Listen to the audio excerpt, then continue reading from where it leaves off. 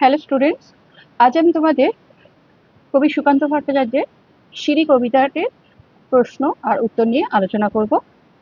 প্রথম প্রশ্ন, আমরা সিঁড়ি এই লাইনটা তুলে দিয়ে ফার্স্ট কোশ্চেন হবে যে এটি কি ধরনের কবিতা। তখন উত্তর লিখবে এটি সিঁড়ি কবিতাটি রূপকধর্মী কবিতা।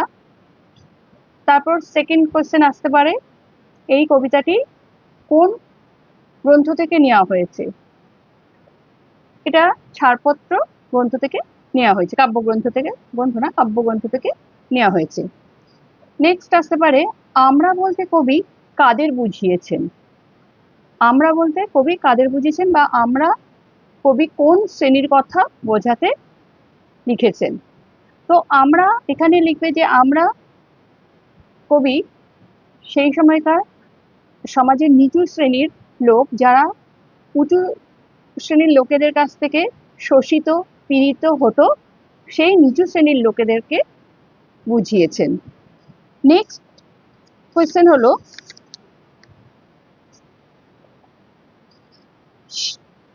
সেই সমাজে কবিতায় উল্লেখিত সেই সমাজে নিচু শ্রেণীর লোকেরা উঁচু শ্রেণীর লোকেদের কাছ থেকে কিভাবে দলিত বা কিভাবে অত্যাচারিত হতো। এই কবিতা থেকে তোমরা কি বুঝতে পেরেছো।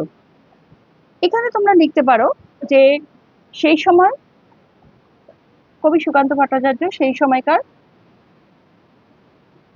যে নিচু শ্রেণীর লোকেরা অত্যাচারিত হতো সেই কথাটি বা সেই বার্তাটি দেওয়ার জন্য এই কবিতাটি লিখেছেন। এবার কিভাবে অত্যাচারিত হতো, সেই সময় নিচু শ্রেণীর লোকেদের উঁচু শ্রেণীর লোকেরা তাদের কম বেতন দিয়ে বেশি কাজ করিয়ে নিত এবং তাদের ভালো কিছু তারা নিজেদের উন্নতির কথাই সবসময় চিন্তা করতো। উঁচুতলের লোকেরা নিচুতলার লোকেদের কথা তারা কখনোই চিন্তা করতো না। তারা অবহেলিত হতো উঁচুতলার লোকের কাছে এবং নিপীড়িত হতো। এই উঁচুতলার লোকেরা নিজেদের উন্নতির জন্য এই উঁচুতলার লোকেরা নিজেদের উন্নতির জন্য নিচুতলার বা নিচু শ্রেণীর লোকেদের ওপর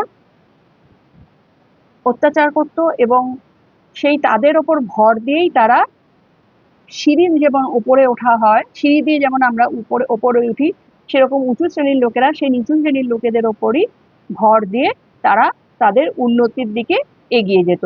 কিন্তু তারা নিচু শ্রেণীর লোকেদের জন্য কোনো চিন্তা ভাবনা করতো না। এই চিত্রটি কবি তার কবিতার মাধ্যমে বোঝাতে চেয়েছেন। নেক্সট কোশ্চেন, এই লাইনটা দিয়ে দেবে, দুটো লাইন তুলে দিচ্ছি। প্রতিদিন অনেক উঁচুতে উঠে যাও, তারপর ফিরেও তাকাও না পিছনের দিকে। এইটা ইনভার্টেড কমার মধ্যে দিয়ে প্রথম কোশ্চেন আসবে যে প্রতিদিন কারা উপরের দিকে উঠে যায়। প্রতিদিন সমাজের ধনী শোষক শ্রেণীর লোকেরা ওপরের দিকে উঠে যায়। তারা, তারপর সেকেন্ড কোশ্চেন, তারা কাদের দিকে তাকায় না। তারা কাদের দিকে পিছন ফিরে তাকায় না। তারা সমাজের নিচু তলার বা নিচু শ্রেণীর লোকেদের দিকে বা নিচু গরিব শ্রেণীর লোকেদের দিকে পিছন ফিরে তাকায় না। তারপর আসতে পারে যে আলোচ্য কবিতাটিতে এই দুটি লাইনের মাধ্যমে কবি কি বোঝাতে চেয়েছেন।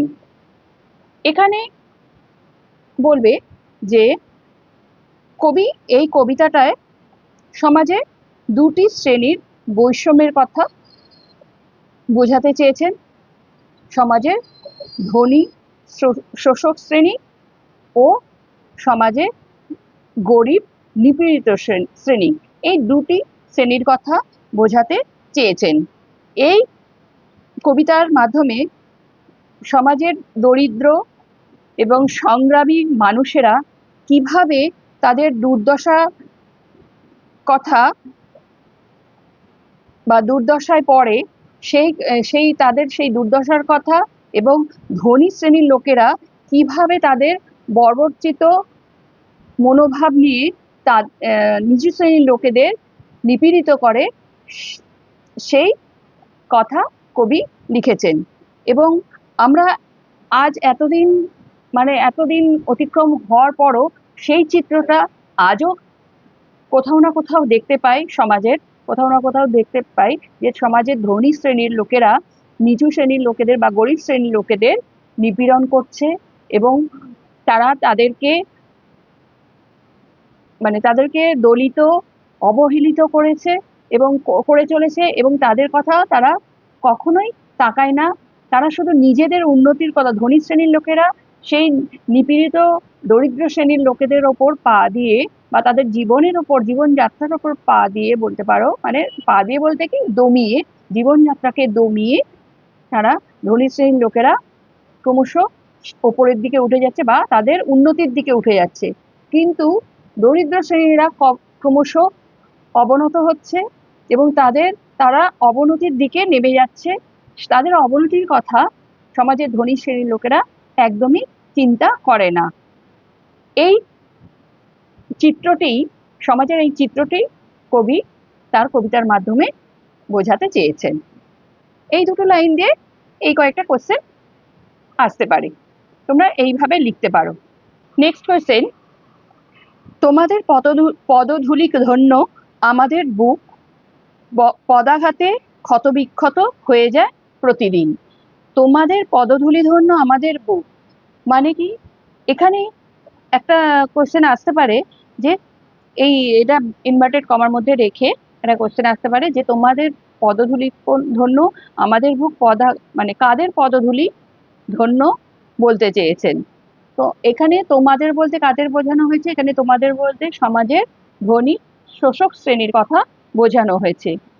আর এখানে আমাদের বলতে কাদের বোঝানো হয়েছে? আমাদের বলতে সমাজের নিচু শ্রেণীর লোক, গরিব নিচু শ্রেণীর লোকের কথা বোঝানো হয়েছে। তারা ধনীরা কিভাবে সমাজের নিচু শ্রেণীর লোকেদের পদাঘাতে ক্ষতবিক্ষত করে। এখানে তোমরা বলবে যে এখানে কবি সুকান্ত ভট্টাচার্য সেই সময় সমাজের উঁচু শ্রেণীর লোকেরা যেভাবে সমাজের গরিব লোকেদের ওপর অত্যাচার করে তাদের ওপর নির্ভর করে নিজেদের কার্যসিদ্ধি করত এবং সেই সময় তারা সেই গরিব লোকেদের দিকে তাদের দুঃখ দুর্দশার কথা একবারও ভাবতো না, কিন্তু নিজেদের উন্নতির কথা ভাবতে ভাবতে তারা গরিবদের কথা কখনোই মনে করতো না। এবং তারা যে পদাঘাতে মানে কি, তাদেরকে এত নিপীড়িত করতেন শোষক শ্রেণী বা ধনী লোকেরা গরিব লোকেদের এতটাই নিপীড়িত করতেন যে তাদের গরিব লোকেদের মনে হতো যে পদাঘাত মানে পা দিয়ে আঘাত করলে যেরকম মানুষের কষ্ট হয় সেই কষ্টের সমান হতো। তাই বলছেন যে তোমাদের পদাঘাতে ক্ষতবিক্ষত প্রতিদিন। কেন প্রতিদিনই তো তারা তো গরিব লোকেরা কি হয়, রোজ কাজ করে। রোজ কাজ কাদের করে? সমাজের ধনী ব্যক্তিদের কাজগুলোই তারা করে। ধনী ব্যক্তিরা যে কাজগুলো তাদের দেয় বা তাদের কাছে যে কাজ পায় সেইগুলোই তারা করে, কিন্তু সেই কাজ করতে গিয়ে তাদের কাছে অপমানিত, লাঞ্ছিত এবং আহত হতো। মানে আহত বলতে কি, মনের দিক দিয়ে আহত হতো, কারণ মনে আঘাত পেত। কারণ সেই সব ধনী ব্যক্তিরা নিজেদের উন্নতির দিকে বেশি দৃষ্টিপাত করতো। গরিবদের ওপর দিয়ে তারা নির্ভর করে নিজেদের উন্নতি করছে সেদিকে তাদের খেয়াল থাকতো না। ফলে এখানে গরিব শ্রেণীর কবি বলতে চেয়েছেন গরিব শ্রেণীর লোকেরা সেই ধনী ব্যক্তিদের বা ধনী শ্রেণীর লোকেদের পদাঘাতে দলিত হতো এবং প্রতিদিন তারা ক্ষতবিক্ষত হতো, এটাই বলবে। এরপরের কোশ্চেন, তাই কার্পেটে মুড়ে রাখতে চাও আমাদের বুকের ক্ষত, ঢেকে রাখতে চাও তোমাদের অত্যাচারের চিহ্নকে। এখানে আসবে যে এখানে কার্পেটে কাদের ক্ষতকে, কাদের বুকের ক্ষতকে মুড়ে রাখতে চায়, এই কথাটির তাৎপর্য বিশ্লেষণ করো। এখানে বলবে কার্পেটে সমাজে গরিব শ্রেণীর লোকেদের ক্ষত, বুকের ক্ষত মুড়ে রাখতে চায়। এই লাইনটির তাৎপর্য বিশ্লেষণ করতে গেলে এটাই বলা যায় যে সমাজের গরিব শ্রেণীর লোকেরা যে ধনী ব্যক্তিদের কাজ করতে করতে ক্ষতবিক্ষত হয়, মানে কি আহত হয়, সেই আহতর চিহ্নটা সমাজ কিন্তু দেখতে পায় না, সমাজের অন্য শ্রেণীর লোকেরা দেখতে পায় না। কারণ কি, তারা সেই ক্ষতর ওপর কি করে দেয়, কার্পেট পেতে দেয়। যেমন সিঁড়ি ভাঙা থাকলে দেখবে, সিঁড়ি ভাঙা থাকলে সেই সিঁড়িতে কার্পেট পেতে দেওয়া হয়, যাতে ওই ভাঙা অংশটা দেখা না যেতে পারে। সেই সিঁড়িটার সৌন্দর্য বৃদ্ধি করার জন্য কার্পেটটা পাতা হয়। সেরকম সমাজের ধনী শ্রেণীর লোকেরা কি করে, গরিব শ্রেণীর দুঃখ কষ্ট বা তাদের যে জীবনযাত্রা, খুবই অসহনীয় জীবনযাত্রা, সেগুলো সমাজের অন্য শ্রেণীর লোকেদের বুঝতে দিতে চায় না। তারা এমন নিজেদের চলার পথকে এত সুন্দর, মসৃণ বা সৌন্দর্যপূর্ণ করে ওঠে যে সমাজের অন্য শ্রেণীর লোকেরা তাদের সেই সৌন্দর্যের দিকেই দৃষ্টি পড়ে। হ্যাঁ, সমাজের এই যে সৌন্দর্যটার নিচে কাদের যে অবদান আছে, কাদের যে রক্ত ঝরানো অক্লান্ত পরিশ্রম আছে, সেইটা কেউ দেখতে পায় না। সেই কাজের সৌন্দর্যটাকে তারা প্রদর্শিত করে। সেই প্রদর্শনটা মানে সমাজের অন্যান্য শ্রেণীর লোকেরা দেখতে পায় না। তাই বলছেন যে তোমরা কার্পেটে মুড়ে রাখো আমাদের বুকের ক্ষত। হ্যাঁ, মানে তারা কত কষ্ট করে যে সেই সমাজের উঁচু শ্রেণীর লোকেদের কাজ করেছে, যে কাজগুলো করার জন্য সেই কাজগুলো জৌলুস সমাজে মানে প্রস্ফুটিত হয়, সেই জৌলুসটাই সবাই দেখতে পায়। কিন্তু সেই জৌলুসের পেছনে যে কত লোকের আত্মদান আছে, কত লোকের কষ্ট পরিশ্রম আছে, সেইটা কেউ দেখতে পায় না, সেটা ওরা দেখায় না। তারপরে বলছে ঢেকে রাখতে চাও তোমাদের অত্যাচারের চিহ্নকে। হ্যাঁ, এখানে আসতে পারে কিভাবে তাদের অত্যাচারের চিহ্নকে ঢেকে রাখতে চায়। তাদের অত্যাচারের চিহ্নকে সুন্দর করে মোড়ক দিয়ে, মানে কোনো একটা ছেঁড়া ফাটা বইকে যদি তুমি তার উপরে সুন্দর করে মলাট দাও, তাহলে সেই বইয়ের ছেঁড়া অংশটা যেমন দেখা যায় না, সেরকম তাদের অত্যাচারের চিহ্নকে, তারা যে গরিবদের ওপর অত্যাচার করেছে, সেই অত্যাচারটা তো কেউ দেখতে পায় না। কারণ তারা তাদের কাজ করে চলে যায়, কষ্ট করে তাদের কাজ করে চলে যায়, কিন্তু সেটার বিজ্ঞাপন দেওয়া হয় বা সেটা প্রচার করা হয়, তার জৌলুসটা প্রচার করে ধনী শ্রেণীর লোকেরা। তাই বলছে আমাদের অত্যাচারের চিহ্নকে তোমরা ওই জৌলুসে ঢেকে দাও। আমাদের কাজের যে কষ্ট করে যে কাজ করি, সেই কষ্টার্জিত কাজটাকে তোমাদের জৌলুসে ঢেকে দাও, সেই কথাটাই বোঝাতে চেয়েছেন এখানে কবি।